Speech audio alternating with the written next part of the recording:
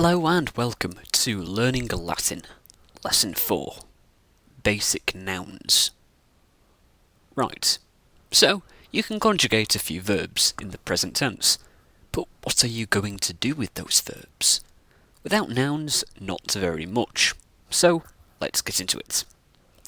When conjugating verbs, you have three persons, both singular and plural. When declining nouns, we have several cases. 5 main ones: the nominative case, the accusative case, the genitive case, the dative case, and the ablative case. There are other minor cases, but these are not used that much as these 5.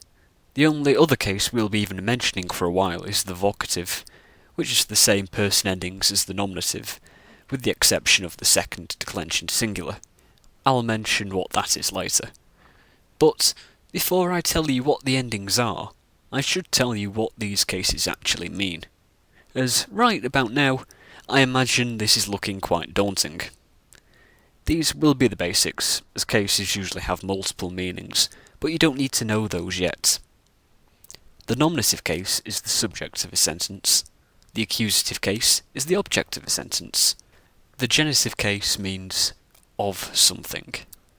This can be seen in the sentence, Caesar defeated the army of Pompey.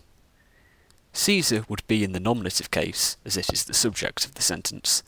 The army is the object of the sentence, so it would be in the accusative case, and Pompey would be in the genitive case, because it is his army being defeated. The dative means either to or for, and the ablative means either by, with, or from. The vocative case is used when addressing someone. I'll also mention here that, as in many other languages, nouns have genders, but unlike, say, French or Spanish, Latin has 3: masculine, feminine, and neuter. Most first declension nouns are feminine, and most second declension nouns are masculine. Right, let's check out the first and second declensions. For the first declension, we're going to use the feminine noun puella, meaning girl. You can see the nominative singular, puella, the nominative plural, puellae, the accusative singular, puellam, the accusative plural, puellas, the genitive singular, puellae, the genitive plural, puellarum, the dative singular, puellae, the dative plural, puellis, the ablative singular, puella, and the ablative plural, puellis. These endings are the same as in other first declension nouns, such as filia, daughter, and serva, slave woman. Just be careful, as some of the endings are the same. E appears on the genitive and dative singular and the nominative plural.